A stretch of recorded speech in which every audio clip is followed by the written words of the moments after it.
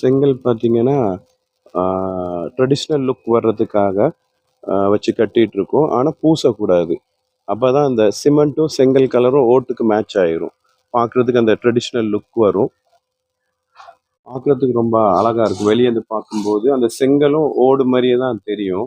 2மே களிமண்ணால, ஓடும் களிமண், செங்கலும் களிமண். அதனால அந்த கலர் பார்த்தீங்கன்னா, ஒரே மாரி தான் இருக்கும். இது அவசியம் பண்ணணும். நெறைய பேர் பண்றதில்ல. இதனால தான் அந்த காத்தெல்லாம் அடிச்சா ஓடு தூக்கிருது. 2 பக்கமுமே பண்ணணும். பார்க்குறதுக்கு ரொம்ப அழகா இருக்கும். ஒரு ட்ரெடிஷ்னல் லுக் இருக்கும்.